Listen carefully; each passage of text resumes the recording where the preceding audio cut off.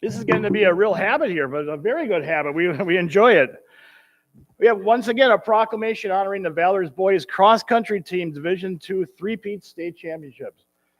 Whereas, upon defeating Green Bay Notre Dame High School for the second time with a strong final mile and an impressive finish, the Valor's boys varsity cross country team defended its state championship title at the WIAA Division II state meet in Wisconsin Rapids, taking home their third state gold trophy, a difficult and rare accomplishment.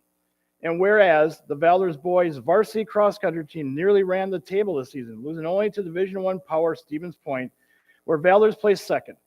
Every other race was theirs, right up and through the state meet. And whereas, under the expert leadership and guidance of head coach Bill Dietrich and assistant coaches Jeff Kopolansky, Derek Cry, and Becca Oswald, the team set a clear goal to return to state and win it all again. And whereas the dedicated and talented 2019 team of Mitchell Braun, Josh Eben, Nate Griepentrog, Shane Griepentrog, Riley Hamill, Clay Taylor, and Josiah Welch trusted their talented and trained to prevail, winning a third state championship. And whereas the Valor's boys varsity cross-country team, known for their toughness and intensity, along with the individual skills and talent, formed a team that brought distinction and recognition to Manitowoc County and Valor's High School. This team also showed true sportsmanship and a close bond that has been created through competition when embracing their rival team in a friendship circle after learning the results of the race. Now, therefore, Manitowoc County Executive Bob Zigabor, Manitowoc County Board Chair Jim Bry, along with the Manitowoc County Board of Supervisors, hereby commends the Valor's boys varsity cross-country team, the community, and the students for their hard work and dedication to excellence. Congratulations. Did you want to take it? I'll give you this. Maybe you can take the pen. But if you want to come back, or if anybody wants to say anything, you're certainly welcome. Okay. Yes, please. Instead of being crowded in the corner. Okay, yeah, that's fine. Get them all here. Get them all here.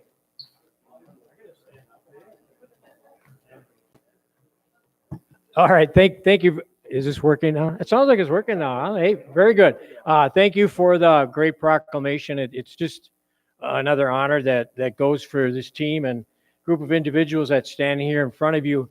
And I just want to kind of introduce a face with a name. You heard the names starting at the very far end. That's Josh Eben. He's a senior. He's been running for 8 years, and he started out when he was maybe just a young tadpole. I mean, young. He was pretty small. Another senior, we have Josiah Welch. Again, another great addition to the team and great runner for our team. We have Nick Bellini, whose name wasn't mentioned on here, but he was our 8th go-to guy. He's kind of like the 12th man, if you want to call him that, and just supportive. And, somebody turns up sick that day or sprains an ankle or, heaven forbid, gets a foot run over, Nick's our go-to guy. Riley Hummel, another senior, and, all-around great athlete. I think he was 5th on our team this year at the state meet and just did a terrific job anchoring the team that way. Another senior, and it's a heavy senior crew, so we've got some work to do next year if we're going to try to continue our I don't know if they call it a 4-peat or 4-go or whatever they call it.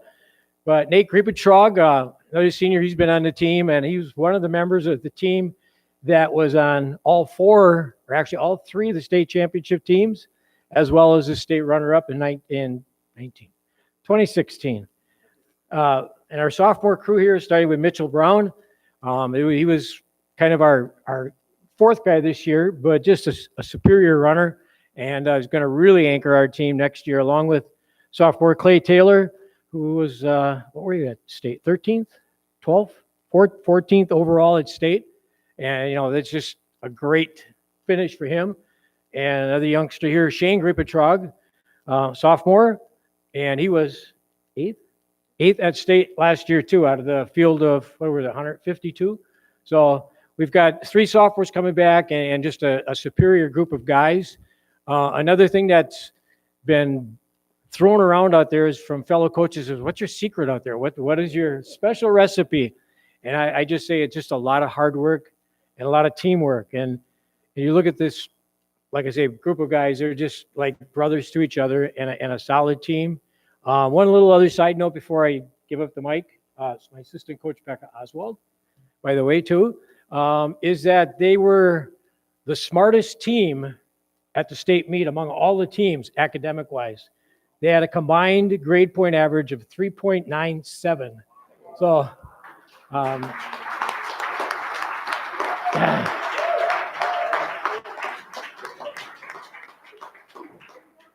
not to brag or anything. Last year they were runner-up. So I mean, but this year they took the whole schmo out of all three divisions as well, Division 1, 2, and 3. So it is quite an honor. And again, thank you for the plaque. Thank you for the honor and the recognition. And it's just great to be recognized.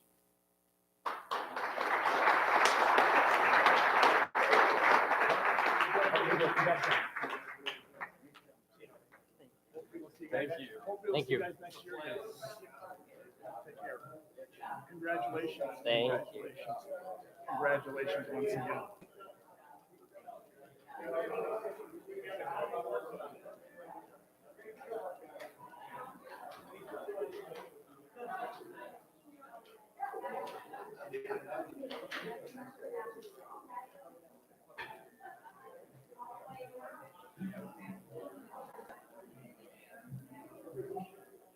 So I guess we already planned, we have reservations for next year already, so just keep that in mind. We got reservations for next year. Next, I have two proclamations honoring former supervisors who recently passed away. Unfortunately, their relatives or friends could not attend this evening, but we'll make sure that they get copies of this. We'll start off first with Alan Thielen. And he actually lived in my district for a while, but I think if Bob, when you were with the city of Manitowoc, I think he was an alderman as well and on the county board too for the third district, correct? Kind of where Supervisor Metzger is right now. But so this is a proclamation commemorating the life and service of Alan M. Al Thielen. Whereas Alan M. Al Thielen, being born on November 3rd, 1942, had many careers that involved some form of creativity, whether it was drafting, painting, or whittling walking canes. His creativity was also used to raise money as the auctioneer of the toilet seats for Heartorama, and he passed away on September 13, 2019. And whereas Alan M. Al Thielen was active in county government, during his term on the county board, he served as Sergeant at Arms and was on the Public Property Committee. And whereas Al Thielen was a consummate politician, often debating about his views, eager to get his point across, he served his constituents the best way he could with passionate conversations. He was a compassionate competitor and strong will and character that he used throughout his life. And whereas Al Thielen was a husband and father with a warm and gregarious personality, an avid reader, which allowed him to partake in conversation and often debate just about any topic. And he was passionate about his maker, in which he shared many conversations with his family. And whereas Al Thielen was a strong leader who served the citizens of Manitowoc County in many capacities and contributed countless hours to improve the quality of life for all. Now, therefore, we, Bob Ziegelbauer, County Executive, and Jim Bry, Manitowoc County Board Chair, along with the Manitowoc County Board of Supervisors, hereby commemorate the life and service of Al Thielen and express our condolences to the Thielen family. And next I have one for Mary Ann Tagan. She was also a County Board Supervisor. Many of you remember her during discussions regarding the Manitowoc County Health Care Center, and very passionate woman, very knowledgeable woman. I also knew her from the city of Manitowoc as well. She was an election day volunteer, or not volunteer, but a poll worker, for lack of the correct term. So this is a proclamation commemorating the life and service of Mary Ann Tagan. Whereas Mary Ann Tagan began being born on June 15, 1934, was a graduate of Michigan High School, employed in careers as county affairs secretary, served as a companion caregiver to senior adults, along with being owner and operator of Honey Hills Apiary with her husband, and she passed away on November 29, 2019. And whereas Mary Ann Tagan was active in county government, during her 2 terms on the county board, she served on the Judiciary and Law Enforcement Committee, Legislative Study Committee, Handicapped Children's Education Board, and Manitowoc County Expo Board Incorporated Executive Board. And whereas Mary Ann Tagan found fulfillment in researching her family tree as a genealogist, she was a loving wife to her husband Albert. She was charitable and devoted to all associated with, and along with performing many acts of kindness to those she loved and cared about. And whereas Mary Ann Tagan was a strong leader who served the citizens of Manitowoc County in many capacities and contributed countless hours to improve the quality of life for all. Now therefore, we, Bob Ziegelbauer, County Executive, and Jim Bryan, Manitowoc County Board Chair, along with the Manitowoc County Board of Supervisors, hereby commemorate the life and service of Mary Ann Tagan and express their condolences to the Tagan family. So,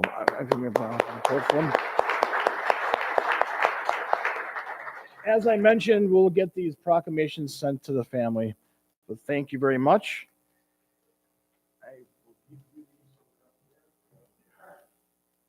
And last but not least, I have myself a statement on the resolution 2019-2020-57 authorizing an advisory referendum question on the creation of a nonpartisan procedure for the preparation of legislative and congressional redistricting plans and maps and subsequent veto of the resolution by the County Executive Ziegelbauer. I did pass out what I'm going to read here to all the supervisors and presented to County Executive Ziegelbauer and to the press as well. So good evening, everyone. As we recall, at the December 2019 County Board meeting, the County Board passed Resolution 2019-2020-57, authorizing an advisory referendum question on the creation of a nonpartisan procedure for the preparation of legislative and congressional redistricting plans and maps. It passed on a 14-11 vote. Subsequently, County Executive Bob Ziegelbauer vetoed the resolution on December 19th. While I was not surprised by the veto, I was a little surprised by the final vote total in support of the resolution. What I also found interesting was that there are many in our great county who feel strongly about this issue and were willing to pay extra money to achieve the estimated $2,000 in legal notification fees to have the referendum placed on the April 7th, 2020 ballot. While this certainly was a very generous offer, and after confirming with Corporation Counsel Conrad that this was acceptable in our donation policy, I felt it was leading down a very slippery slope for two reasons. First, it places County Clerk Backus in a very uncomfortable position, as she would be the one who would have to accept the donations as the overseer of our elections. What if the election notices costs exceeded $2,000? What if it was under? Would she then have to make refunds, ask for more? Second, and most important to me, is that having our fair citizens pay extra to have referendums placed on the ballot is a very dangerous precedent. What if in the future a more controversial subject comes to the county board for consideration for referendum? If it passes and is vetoed or fails outright, if an individual or group or citizens come up with election costs, would it then be put on the ballot? Our election system does not work that way, and as long as I'm a member of the county board, it never will. Based on the item above and the final vote tally, I have decided not to place on the January 2020 county board agenda an item to try and override the veto. This was a hard decision for me. I was sponsor of the resolution, and I strongly believe that we need the state of Wisconsin to create a redistricting commission that truly takes in the correct ideals of the people of this great state, not the political parties. Yes, there will always be some partisan politics in the mix, but as we've seen in the past, both major political parties have abused this. I am hoping that during the next county board term, we, the county board, can revisit this issue and maybe come up with language for a potential referendum that will be more attractive to the county board supervisors who do not support it. The big election is November 7th. Generally, a presidential election has the highest voter turnout, so if we are successful, it might even mean more to our legislators in Madison with a bigger vote total. So with that, I say let's work together. Does anybody have any questions as of right now? All right. Thank you very much.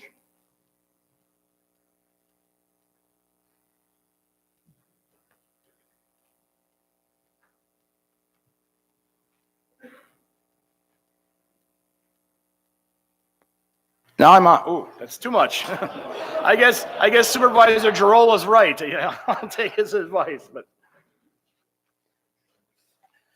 all right, let's back to the agenda.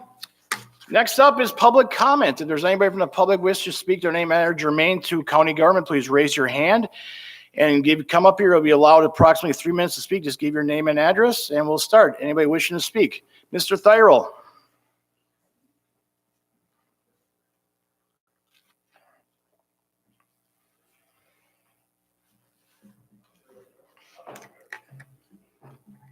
Good evening. Jim Tyrell, 4123 County Road B, Manitowoc.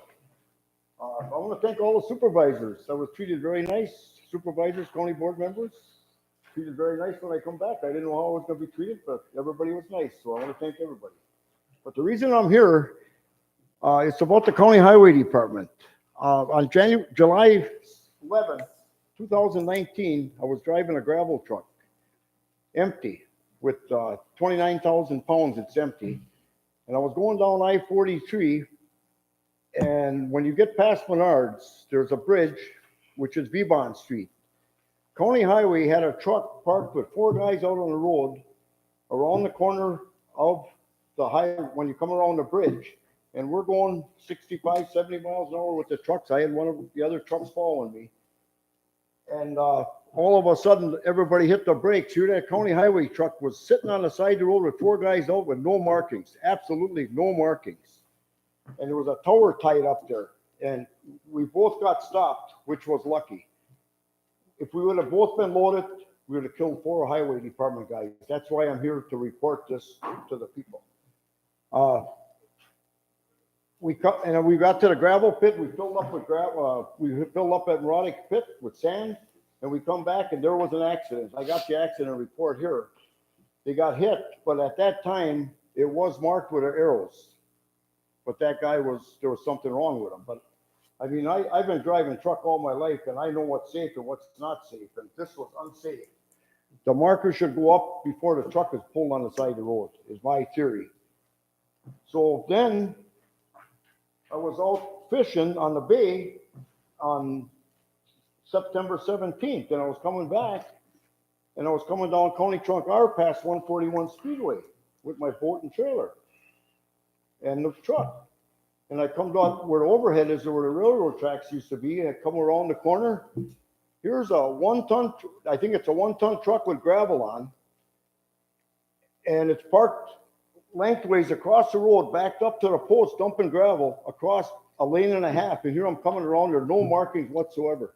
Almost killed those 2 guys. Jim, you got about 1 minute yet. So I just want to report, I don't think Mark is doing his job, because I went to the office there, and they always tell me he's on a conference call. He's on a conference call. I said, well, here's my number and name, call me back. He called me back once and he said, if you got something to report like this, put it on paper. Well, I don't have to put it on paper. I can talk to people.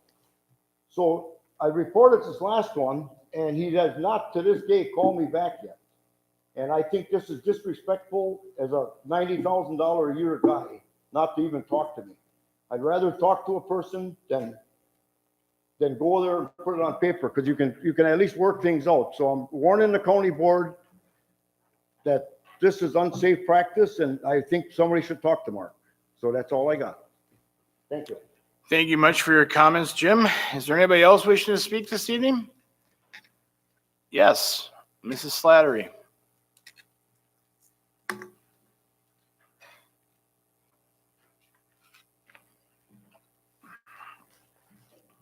Nancy Slattery, 9704 Pouch Road, Maribel. First off, I'd like to thank those 14 supervisors who voted for the redistricting referendum to put it on the ballot. You have exercised a little bit of choice. I thank you. I just wondered how many of you gentlemen and female women at the desks here, if you bought a set of tires and it didn't work, would you buy the same set of tires the next time?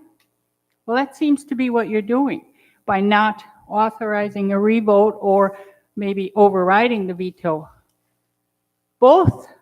I have a letter here from back in 1989 in which the chairperson of the Joint Finance Committee wrote to the League of Women Voters, of which I'm a member, that they are the most pro-Republican, anti-democratic organization they have ever known. Now, this is a Democrat saying that the League is very Republican. Now, this is because the League had the same stand at that point that they have today, that redistricting should be nonpartisan. I guess we must be doing something right.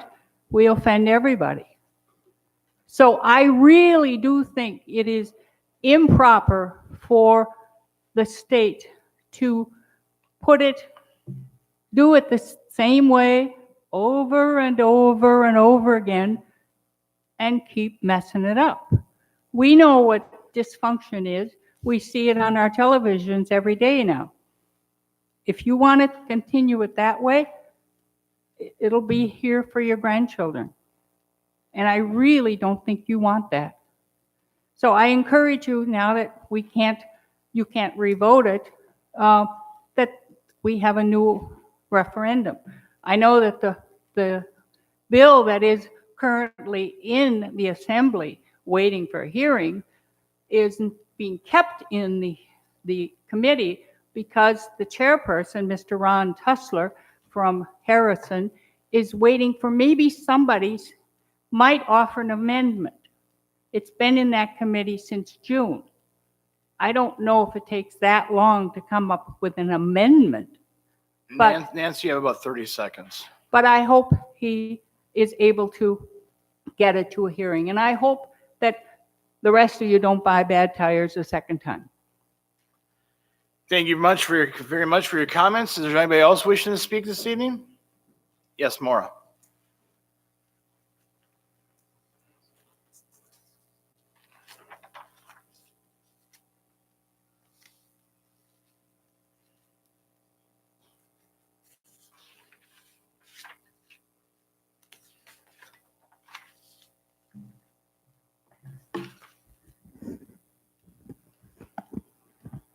Chip Yost, Centerville.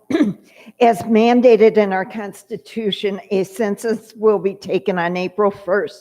This year, you can do the census online by phone or by mail. Providing census information is critical because it determines how many seats our states get in Congress and how $675 billion in federal funding is distributed to states and communities. You are required to respond, and your information is confidential. There is no question about your citizenship. I mentioned that the census determines how many seats our state gets in Congress. Gerrymandering is a practice done by both political parties to redraw legislative districts to benefit themselves and disadvantage the other party's voters. Two more counties, St. Croix and Trempealeau, announced advisory referendums on their spring ballot. I support an advisory referendum on Manitowoc County's April 7th ballot so voters can express their opinion about gerrymandering by both parties so that our legislative boundaries are redrawn by the non-partisan Legislative Reference Bureau. By state law, both our county executive and county board supervisors are designated as nonpartisan, meaning free from party affiliation, bias, or designation. That's done primarily in an effort to keep national issues from being mixed up with local issues. The County Board Supervisors recently voted to approve an advisory referendum by 14-11. County Executive Bob Ziegelbauer vetoed the resolution, calling it partisan and a waste of taxpayer dollars. I strongly disagree with that characterization. There's a certain irony in someone designated by state law to be nonpartisan vetoing a measure designed to eliminate partisan manipulation of legislative districts. Ziegelbauer's veto is a distinct departure from last year when supervisors resolved in support of the creation of a nonpartisan procedure for the preparation of legislative and congressional redistricting plans. Then he wrote about the resolution, quote, I respect the prerogative of the members of the Manitowoc County Board of Supervisors to voice their opinion on legislative issues. Therefore, it is my practice to neither approve nor veto a legislative policy resolution that has been enacted by the county board in order to allow the county board, acting as the legislative branch of county government, to freely express their sentiment on legislative and public policy issues or to request action by a government entity or both. It is my firm hope that the county board overrides our county executive's veto so that our county's voters can express their opinion on ending gerrymandering so all votes may be counted more equally. Thank you. Thank you very much, Maura, for your your opinion, or for your input, I should say. Anyone else wishing to speak to the county board this evening? Anyone else wishing to speak? And for a third and final time, anyone else wishing to speak? See none. I'll declare public comment closed. Communications are shown on the agenda. There is no unfinished business from last meeting, so we will jump right into committee reports, starting with Aging and Disability Resource Center Board. Supervisor Wagner is the chair. Thank you, Chairman Bry. The ADRC's next meeting will be next week, Tuesday, January 28th, at this building, the Heritage Center. We will start at 10 o'clock with the Commission on Aging and at 10:45 for the ADRC of the Lakeshore. That's the end of my report. Any questions for Supervisor Wagner? Thank you very much. Board of Health, Supervisor Metzger is the chair. January 9th, Mary, the health officer, reported on the clinical disease report, which included chlamydia, hepatitis C, gonorrhea, and Lyme's disease as the most commonly reported disease. There were also several cases of bursitis in the community, as well as gastronitis outbreaks at the long-term care facilities that require follow-up and investigation. There was also recommendation to add a $100 fee for homeowners who require more than one clearance for lead inspection. And the new DHS 140 administrative rule requires health departments to train both staff and the Board of Health regarding quality improvement. And Erica Lopnow has now accepted the nurse manager position and will start March 16th.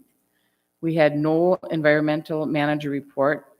The WIC director report, we had caseload for December was 906 participants, 532 families. The contracted caseload is 1,106. The next meeting is scheduled for February 13th. That is the end of my report. Any questions for Supervisor Metzger? Thank you very much. Criminal Justice Coordinating Council, Supervisor Falkowski is our representative. Thank you, Mr. Chairman, and good evening. The meeting of the Manitowoc County Criminal Justice Coordinating Council was January 8th. This is an update regarding the CJCC's activities. Chief Tim Barber will replace Joanne Minion as the small department representative. Chief Joe Collins will be replaced with Brian Kohlmeyer, who will be promoted to chief. It is not known who will represent the large departments on the council. Ms. Wack, a jail counselor, now has an office and has begun participant screening and provided services. In drug court, there are 15 completions, 18 current participants. 3 of them are in phase 1, 4 in phase 2, and 2 in each of phase 3 and 4, and 7 in phase 5. There are 2 terminations that are pending. The alumni group of participants have been meeting since August, which is good. In the diversion program, there's 1 participant in the diversion program. 6 have successfully completed that program, avoiding charges. Another topic of discussion started about what the council should address going forward, since the drug court is well established. Since considered a mental health court, though the discussion regarding the benefits of that type of court suggested that a family treatment court might be better. With that in mind, the discussion continued about what needs should be determined before we assume a solution. The idea was to determine the needs, prioritize them, and then address them. As an example, domestic violence and victims' rights would be considered looking at our needs or prioritization. The council as a whole would undertake this determination rather than a separate committee. The executive committee would review and discuss this further for consideration. The final action was the election of officers and the executive committee for 2020 and 2021. Judge Rohr will serve as chair. District Attorney LeBray would be the vice chair. Public Defender Larson would also be there, and Department of Corrections Mueller and Clerk of Court Zigman. Those are elected officers now. The next meeting date is March 4th. The executive committee is January 27th. Thank you, and that is my report. Any questions for Supervisor Falkowski? Thank you very much. Executive Committee, we did not meet last month, but I guess I'll just announce this at this time. Supervisor Zimmer has requested through an email and a sample, or I guess a resolution to myself to have the county board discuss and take possible action on a resolution that would make Manitowoc County a sanctuary county regarding the Second Amendment. I have not decided if I'm going to have an executive committee meeting yet or just bring it right to the county board. I should have that decision by the end of this week, but it is my intention that regardless of which route we go, either the executive committee or the county board route, it's going to be discussed over the next month. And just remember, and I'll mention it once again at the end of the meeting, our county board meeting next month is a week early on the February 11th because of the election the following week. So we'll be meeting Tuesday, February 11th. So anybody has any questions regarding that? All right, thank you very much. Expo Ice Center Board, Supervisor Gauger is our representative there. Mr. Chairman, we met January 15th. We had election of our officers again for this year. Our 2019 Fairs to the Fair, Marley Mullmans gave her going away speech, and our 2020 Fairs to the Fair, Lydia Lipke, gave us a little update on what she was doing. We had reviewed and approved a couple of acts for the fair this year. That's kind of a full-time thing working on that. We reviewed our financial reports and got an update on upcoming events, and that will conclude my report. Any questions for Supervisor Gauger? I stopped out there last week for a brief talk with some of the supervisors, and I appreciate the candy that your chair or president gave me. That was very nice of him. You came at the right time. Yes, yes, I did. Thank you very much. Next up, Finance Committee. Supervisor Hanson is the chair. Chair, a couple tree things, as they say. Sold some properties in the city of Two Rivers and some lots on Woodridge. And I don't know if you remember last month, we reported a little bit. We were going to discuss the pricing of those properties. The property that came in a little low the month before came back and they were offering what we were looking for. So we think our prices and our asking price for different properties and our assessment on those properties is pretty much in the ballpark, but we're going to keep looking at that. These vacant lots aren't selling real quick, but they're selling kind of steady. And as long as they keep selling, we're going to leave our policy the way it is, but we will look at that again in the fall. Gave credit cards to a few county employees, and I remember back, some of you may remember how this used to be a huge discussion and issue to give somebody a credit card when they go out of town. They actually probably give us a better chance to monitor funds when things get charged. You get a listing, we all have credit cards, you get that every month, so you can see everything that's been charged. Additionally, we pay them off. There's no loan, there's no interest, and as a little perk, we get some rewards from those cards from time to time. So we gave 2 more of those out to 2 different departments. The other thing we did discuss is the revolving loan fund. This is related to what happened last month with the city of Two Rivers and the Paragon property. As of now, and we all know things can change in Madison on the flip of a dime. But as of now, we should be getting back some money at the end of this year. My timeline might be a little off there, but we should get some money back to spend on projects that we have rules we need to follow to spend that money on, some special projects. So that will be somewhere in the upper $100,000s to $1 million that we could get back from this program. And we will find places where that money can be spent according to the state laws, as long as the law stays the way it is right now. Chairman Bryan and myself will be at those meetings. We will keep you informed of those discussions, but my hope is we can get those rules out to you so you can see the different things that we could spend that money on.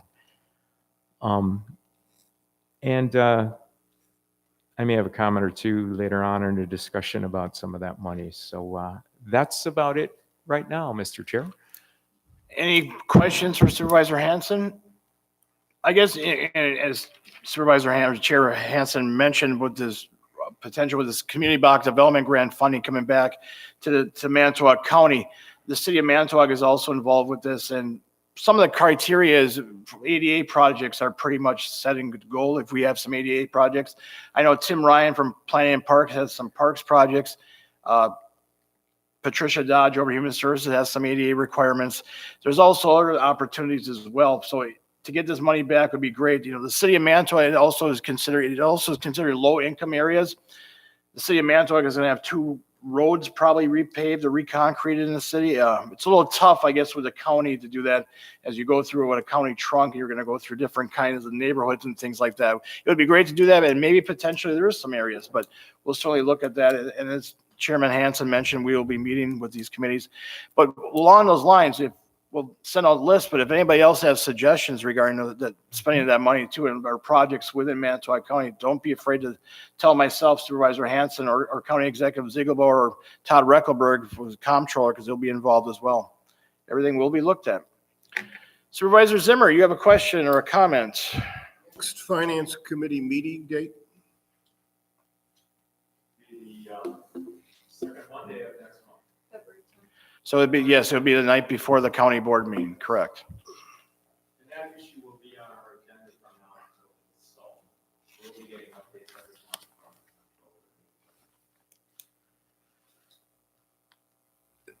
Is that it, Supervisor Zimmer? Yes, sir. Okay, Thank you. good. Thank you. Supervisor Metzger. Also include the city of Two Rivers.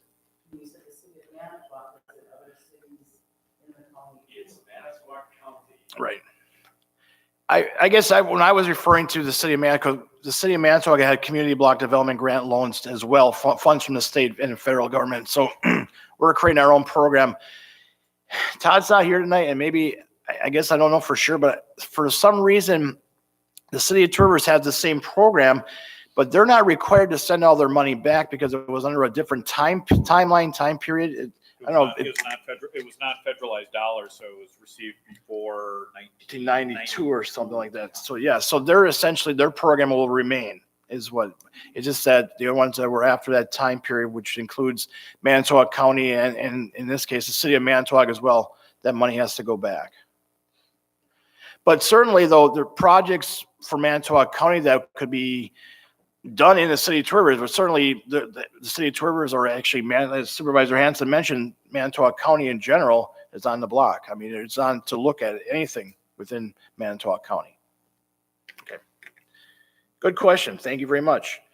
Any other questions or comments for Supervisor Hanson? Thank you very much. Highway Committee, Supervisor Benke is the chair.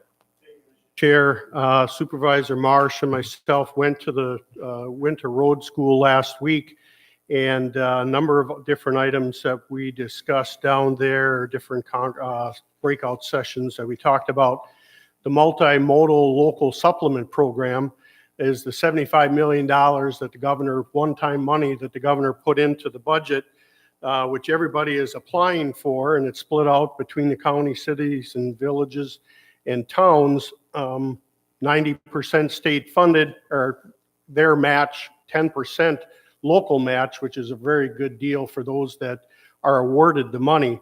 Out of the 75 million, all the projects that were submitted is almost $1.5 billion vying for that 75 million. So there's a whole lot of people that are looking for that money and being able to get some of that money. The modal scoring, they talked about the different scoring ways of getting the money.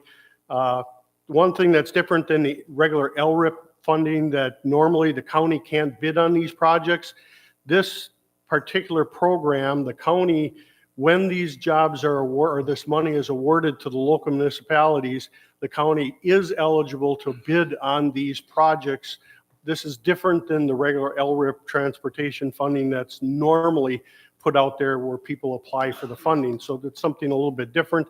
So we might be able to get some money out of that with some of those projects as well. The awards for that program are going to be awarded, they say, by the end of February. So everybody will know whether they're going to get the money by the end of February.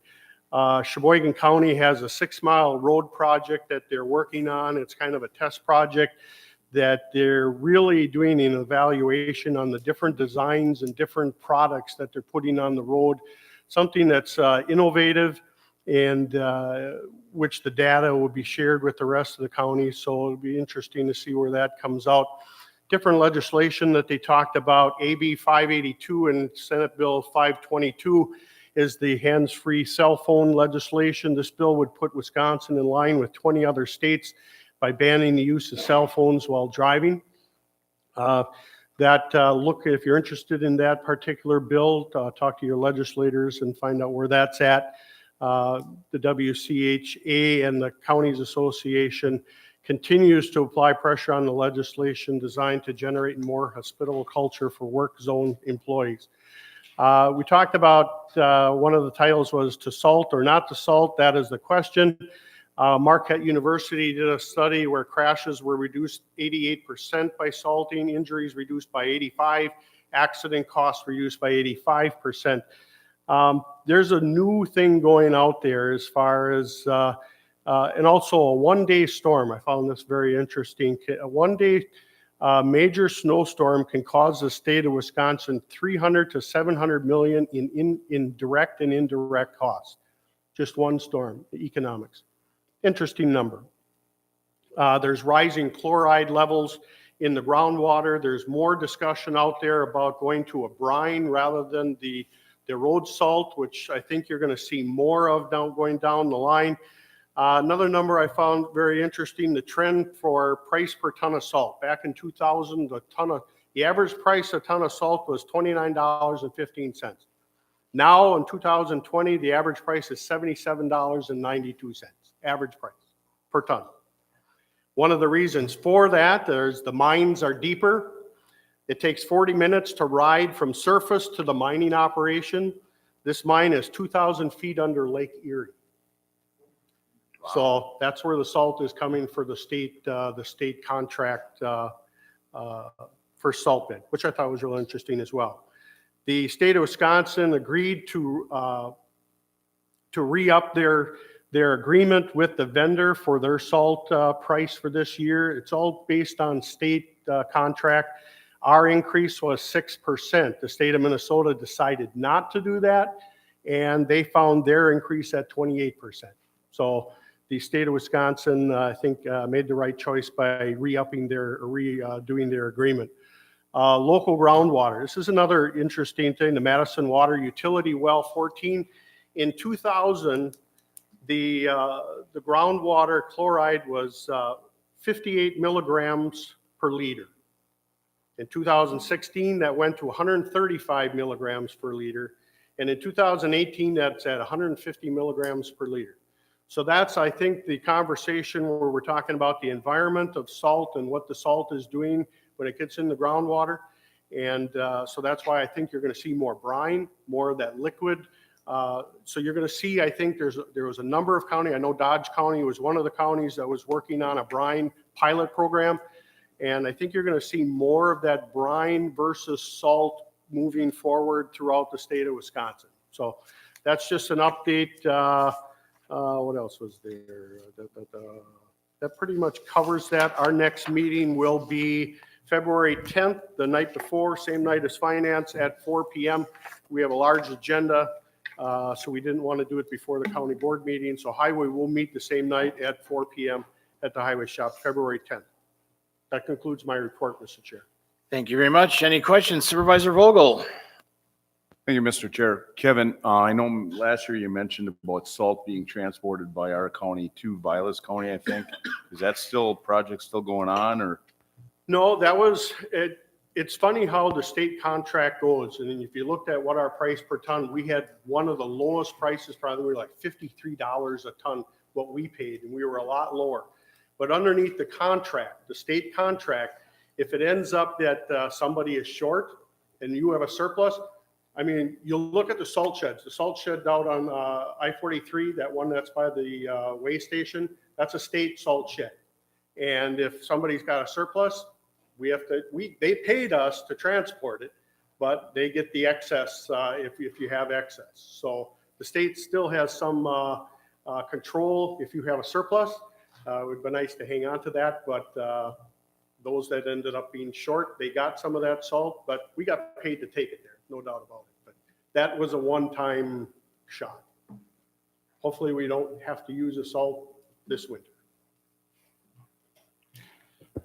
That's it. Thank you. Thank you very much, Supervisor Vogel. Supervisor Niles, you were next. Thank you, Mr. Chair. I just had a question regarding the brine. I know Sheboygan County uses it. How close is Manitowoc County to seriously considering it, or is it still a ways away?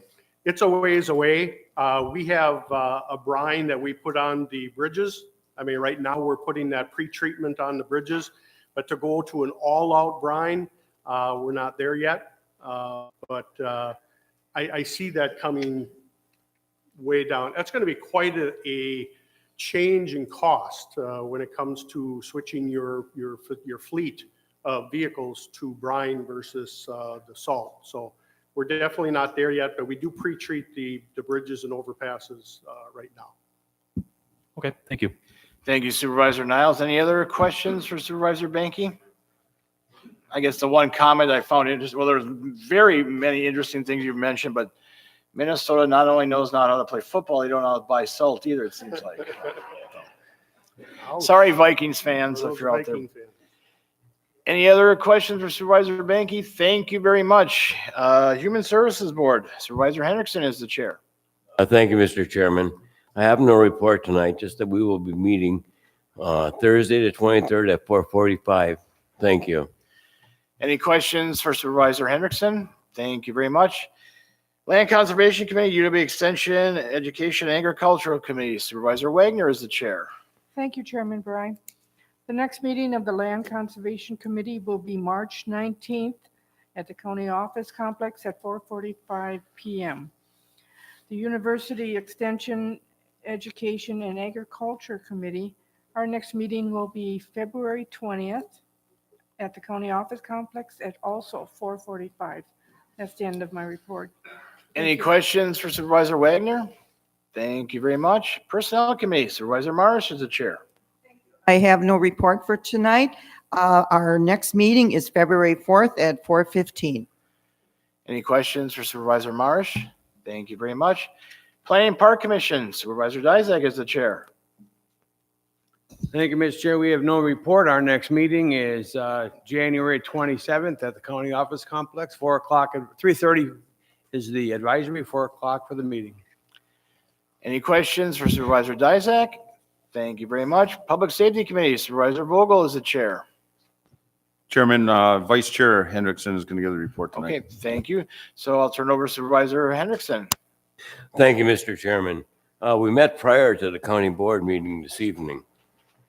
Basically, we had a discussion action regarding the emergency services resolution adopting 2020 to 2025 hazard mitigation plan. I so move and present it. So motion by Supervisor Hendrickson, seconded by Supervisor Falkowski. Discussion on the motion. Seeing none, the clerk will now conduct the vote. Supervisors will now vote on the resolution adopting 2020 to 2025 hazard mitigation plan.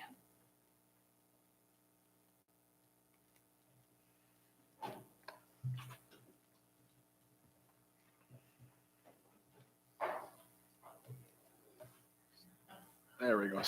Resolution passed 23-0. Thank you very much. Anything else, Supervisor Hendrickson or Supervisor Vogel for that matter? Nothing on. Okay. Questions from the rest of the county board? All right. Thank you both very much. The Public Works Committee, Supervisor Girola is the chair.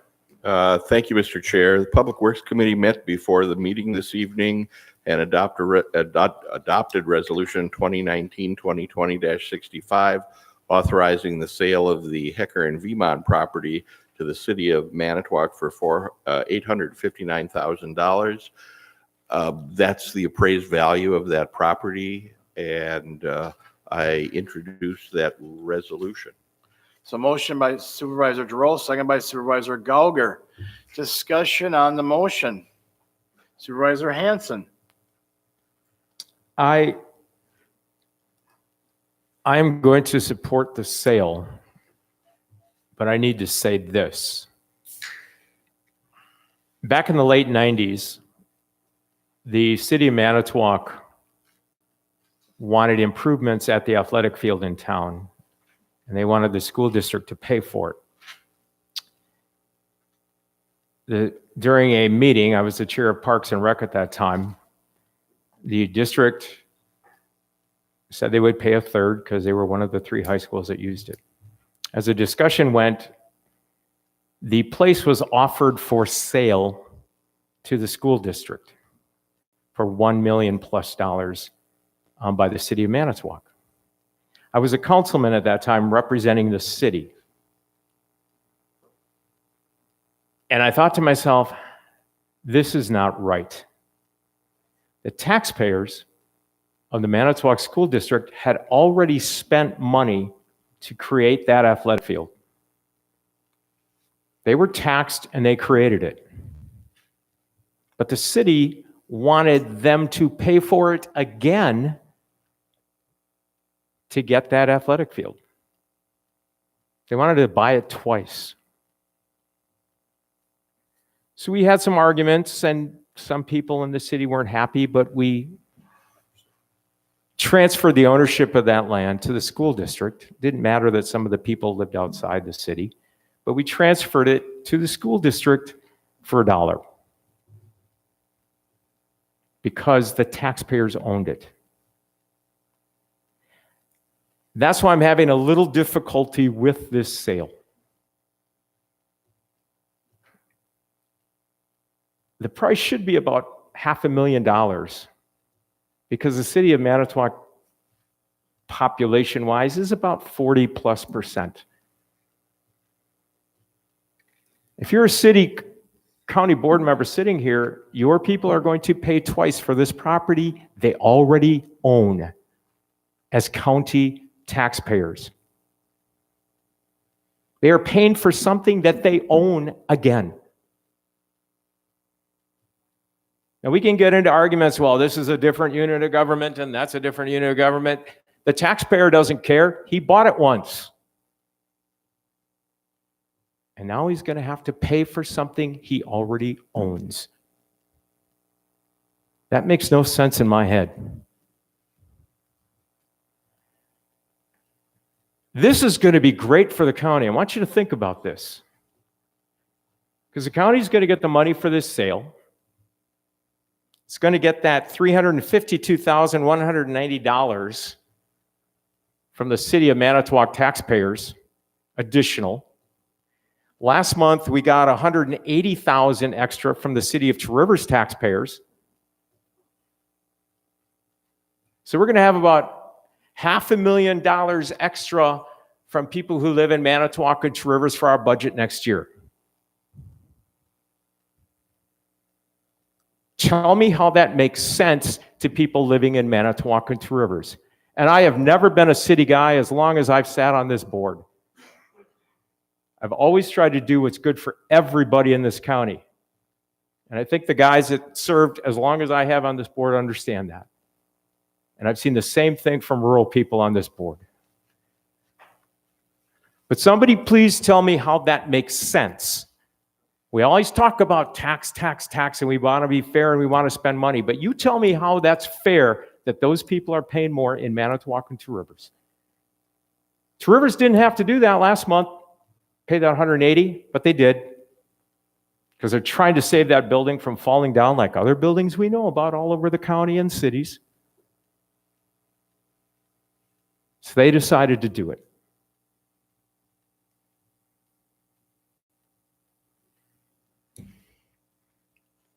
This is not fair to the people in my district. It's not fair to the people in the city of Manitowoc. But the only way we're going to get this done is to sell it. So here's my challenge to this board. We're getting roughly $1 million in that grant. And there's talk about using some of it for handicap accessibility. As a parent of somebody with a disability, it's amazing to me how long it's taken to actually finally do something with that. Those laws have been in place since 1971. And now we're going to start making our restrooms handicap accessible. My challenge to this board is we're going to get that $1 million, hopefully from Madison. We better spend about $180,000 in the city of Two Rivers for the people in your district, for you guys from Two Rivers. And we better find ways to spend some of that in the city of Manitowoc for the people of the city of Manitowoc. That's our job, to make sure that they are taxed fairly. Thank you, Mr. Chair. Thank you very much, Supervisor Hanson. Any other discussion on the motion? Seeing none, the clerk will now conduct the vote. Supervisors will now vote on the resolution authorizing the sale of the Hecker Bebon property to the city of Manitowoc for $859,000.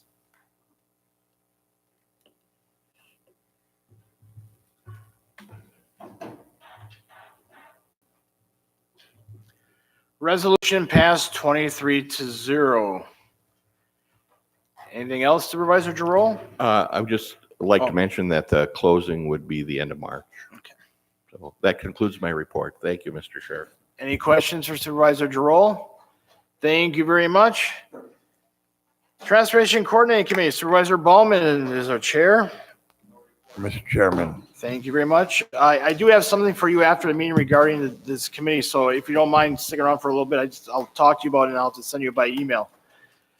I have nothing else. Just a reminder, as I mentioned before, Tuesday, February 11th, 6:30 p.m. will be our February county board meeting in this room. So it's a 1 week early before the election. Anything else? Seeing none, is any motion by Supervisor Niles to adjourn? Is there a second? Seconded by Supervisor Dizak. All in favor say aye. Opposed? We are adjourned. Thank you very much, everybody. Have a safe trip home.